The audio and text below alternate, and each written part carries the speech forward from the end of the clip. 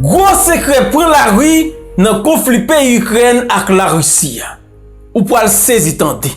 Parce que c'est pas moi qui pourrais le dire et m'a demandé pour partager vidéo ça tout côté pour un pile monde qui pas comprendre ça qui t'est passé dans la ville Boutcha. Qu'est-ce que vous avez vu alors? Parce que il y a des choses, on en a parlé hors antenne, et j'ai vu, il y a eu des choses quand même auxquelles vous avez assisté, vous le dites, et c'est important de mesurer effectivement, et vous prenez la responsabilité de tout ce que vous dites, et vous avez eu des choses assez terribles, je crois. Tout à fait. Alors je vais assumer totalement ce que je vous dis.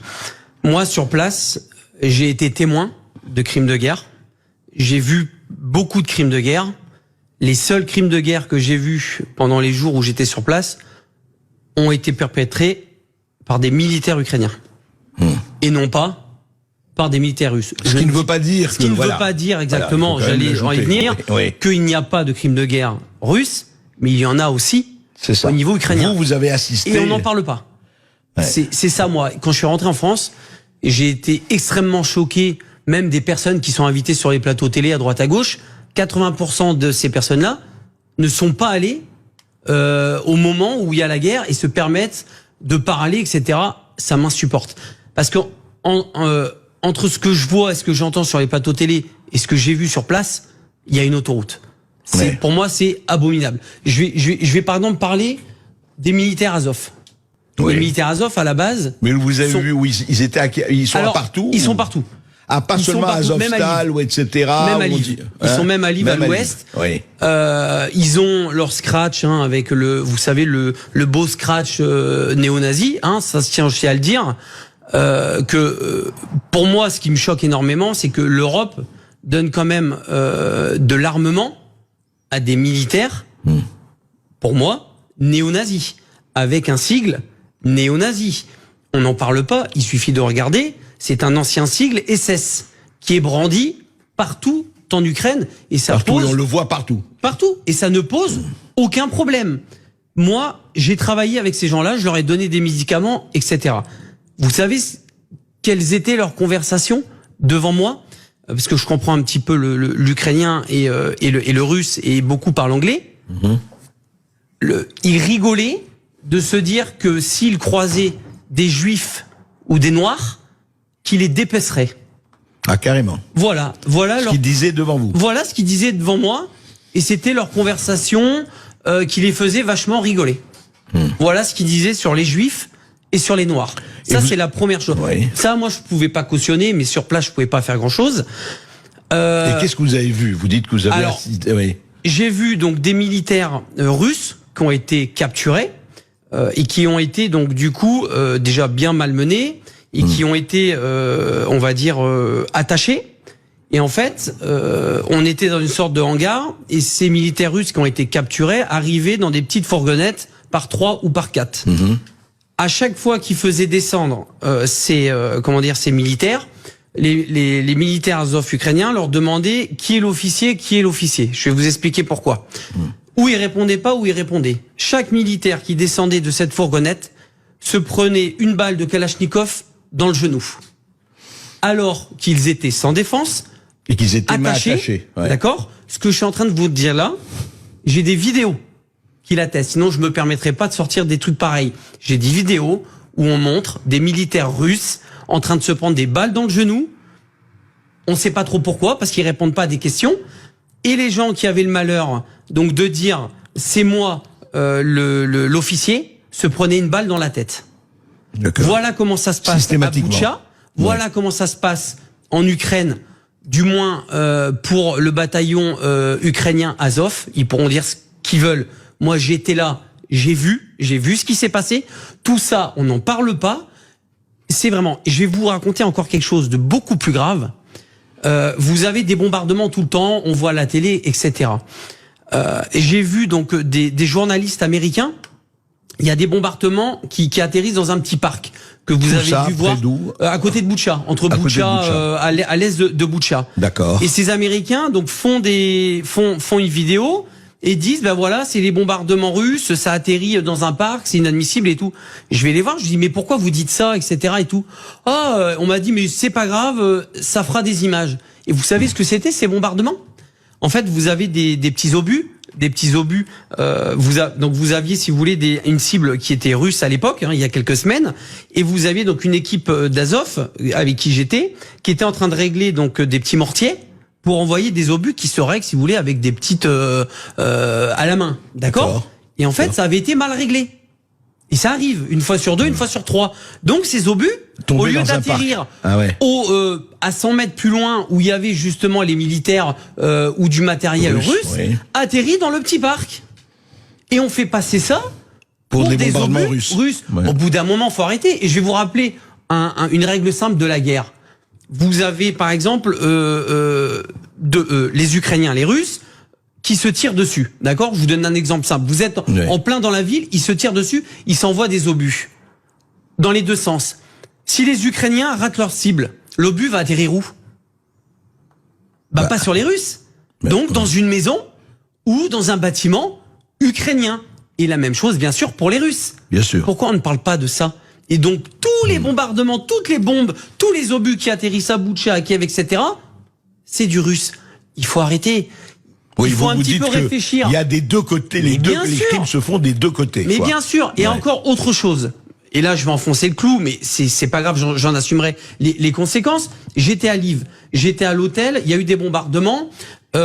J'étais à 500 mètres d'un missile qui atterrit, où je dormais, tout a pété, les glaces, etc. Je vais tout de suite sur place, et en fait, on s'aperçoit que les 5 missiles, il y a 4 missiles qui ont tapé des dépôts d'armement. Des dépôts d'armement qui venaient d'Europe, qui avaient été stockés à Lviv en attente que ça soit amené à Kiev et dans des unités. Vous savez où est-ce qu'il les stocke, l'armement qui arrive d'Europe? Eh ben, il les stocke dans des locaux et dans des maisons civiles, sans que les gens le sachent. Donc ils arrivent la nuit. Comment les je vous gens... donne un exemple. Ils arrivent la nuit, ils ouvrent un local. Parce que les gens ils sont là, ils vont s'en apercevoir. Pas forcément, parce que il y a beaucoup de camionnettes civiles. Comme des HL, vous voyez ce que je veux dire? Vous voyez pas? Ils mettent des caisses d'armement dedans. Et ils mettaient dans des immeubles civils. Exactement. Habités civils ou sinon collés à des habitations. Qu'est-ce qui s'est passé pour Lviv? Des drones ou je sais pas quoi à repérer. Ils ont bombardé. Résultat des courses, 8 civils morts, 2 enfants à l'hôpital. Il me semble qu'il y a eu un enfant qui est mort. Ah, les Russes, ils ont tué. Non mais attendez, vous pouvez m'expliquer pourquoi l'armement, en plus l'armement qui vient d'Europe, est stocké à côté de civils? Vous savez comment j'appelle ça? J'appelle ça se servir de la population comme bouclier humain. D'accord? Je vois pas comment... Hélas, ça se passe dans certains pays, c'est terrifiant, vous avez raison. Dites-moi, Botcha. On a vu toutes les photos de Botcha. Alors, là, il y a eu très grande polémique. N'étant pas là, je me garderai d'avoir un avis quelconque. Alors, vous savez, il y a eu les cadavres, même Ursula von der Leyen, tout le monde est venu voir le massacre des Russes. C'est du spectacle pour vous? C'était un spectacle. C'est-à-dire que... Non, mais est-ce que c'est vrai ou c'est pas vrai? C'est vrai, mais des cadavres ont été laissés volontairement. Même certains cadavres ont été déplacés pour que des images soient faites. Je vous dis pas que les cadavres c'était des faux cadavres, c'était des vrais cadavres. Ça, il y a pas de souci. Non, mais effectivement, les crimes sont des deux côtés, il faut le répéter. Exactement. Mais vous dites, on ne parle pas de ce qui se passe. On ne parle que exactement. Je ne dis pas que la Russie ne fait pas de crimes de guerre. Attention, je ne dis pas que la Russie c'est pas leur faute. Bref, c'est pas du tout ça que je dis. Ce que je suis en train de vous dire aujourd'hui, c'est qu'au bout d'un moment, je pense qu'il faut parler un petit peu aussi de l'Ukraine, des crimes de guerre de l'Ukraine, parce qu'il y en a. Donc toutes les personnes qui sont sur les plateaux télé et qui disent l'inverse, je les invite à venir et à aller à Boutcha et d'aller sur place et d'aller voir ce qui s'y passe au lieu de parler là pour dans le vent, c'est insupportable. Et autre chose, je pense que les militaires Azov, il y a quand même des sacrées questions à se poser parce que je vous rappelle l'armement qu'on donne, c'est principalement à ces unités-là. Mais Azov n'est qu'une toute petite partie. Non. Alors, à la base, ils sont 5 000. On nous dit qu'Azov, c'est pas je vais vous expliquer. À la base, ils sont 5 000. Sauf qu'à côté de ça, vous avez des volontaires engagés, plus des volontaires de tout coin qui viennent. Donc, vous multipliez par 3 ou par 4. Donc, ils sont à peu près minimum 20 000. 20 000 pour l'Ukraine, c'est un bataillon qui est énorme, hein. Donc, et ils sont répartis un petit peu à droite à gauche, avec leur super logo néo-nazi dans toute l'Ukraine, ça dérange personne, et ils récupèrent des armes de l'Europe, avec un sigle néo-nazi SS et après vont commettre des crimes de guerre. Je vous le dis, moi j'ai été militaire. Quand je vois un jeune de 19 ans russe ou d'un autre pays qui se fait prendre 2 balles dans le genou alors qu'il s'est rendu, qu'il a les mains attachées et qui répond pas, on le laisse se vider de son sang, ça s'appelle un crime de guerre, ça. D'accord? J'ai des dizaines et des dizaines de vidéos qui prouvent ce que je suis en train de vous montrer de ces crimes de guerre. Sinon, je me permettrais pas de venir sur votre plateau et de sortir des trucs pareils. Voilà. Adrien Bocquet, vous avez vu, juste une question avant de donner la parole à nos auditeurs, vous avez vu des étrangers, enfin des non-ukrainiens venir, des volontaires, je parle militaires. Hein, des mercenaires. Il y a beaucoup de mercenaires français, américains, qui sont sur le sol ukrainien. Vous dites mercenaires ou moi, volontaires parce que vous militants avez... Parce qu'il y a peut-être des militants qui viennent par conviction. Les deux. Les deux, mais moi, j'ai vu surtout des groupements mercenaires, donc des groupements autonomes. C'est-à-dire que vous pouvez avoir 5-6 mercenaires américains, français, qui sont ensemble, qui ont des armes que l'Ukraine leur donne avec des autorisations, et ces gens-là font certaines choses sous ordre de certaines personnes en Ukraine, etc. Non, ça, c'est la réalité. Ça existe, oui. C'est, voilà, c'est ce qu'on appelle, pour moi, des groupements mercenaires, sous influence, quoi, d'une certaine manière. En tout cas, ça, vous ne vous attendiez pas à voir ça quand vous êtes parti? Non, je m'attendais pas à ça, et surtout, je tiens à terminer, avant de revenir. Oui. J'ai été retenu, donc c'est-à-dire, retenu enlevé, pendant une dizaine d'heures, par des militaires Azov. Ils ont tout fouillé, mon téléphone et tout. Pourquoi? Pour voir si j'avais des choses. Je pense qu'ils me suspectaient. Justement, ils savaient que j'avais vu certaines choses, etc. Et à force de faire un réseau, je pense que certains avaient peut-être, ils voulaient voir si ce que je disais était bien vrai. Il n'y a pas eu de souci parce que l'humanitaire, tout ce que je faisais était réel. Donc ils ont fait les vérifications et après ils m'ont relâché, ça s'est bien passé. Mais j'ai quand même dû être exfiltré en Slovaquie par mesure d'urgence. Le ministère des Affaires étrangères a été mis au courant de ce qui s'est passé. D'accord. Donc j'ai été exfiltré en Slovaquie, puis ramené en Pologne, et après j'ai pris un avion à Cracovie pour revenir en France. Et au jour d'aujourd'hui, je ne peux plus mettre les pieds en Ukraine, et encore moins avec ce que je viens de vous dire aujourd'hui, ce qui est logique. Mais voilà, c'est la réalité. Et moi, j'aimerais que ce soit plus des gens comme moi ou d'autres qui sont allés sur le terrain et qui ont vu les choses. Plutôt que d'autres. Voilà, et je tiens bien à préciser en tout cas, vous assumez, de toute façon, c'est très clair et cohérent, vous assumez tout ce que vous dites. Et je peux prouver tout ce que je viens de vous dire. C'est surtout ça le plus important. Vous avez les vidéos pour le dire. Exactement. On va en parler, notamment de cela, notamment de votre livre, de Lève-toi et marche, avec nos auditeurs. Et nous te voyons tout de suite, après que l'autorité ukrainienne te fait connaître, mais ça a découvert dans Boutcha, eh bien, sanctions te continuent à augmenter sous deux pays la Russie, sans que responsable ONU pas déplacé à sous place pour mener enquête et pays qui fait partie autant.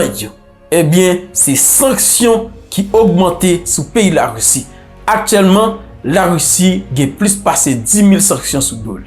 Ça montre que le conflit pays Ukraine avec la Russie a une absence totale de la diplomatie. Après fin regarder vidéo ça, ou pose tout en pile question. Et moi-même tout me pose en pile question.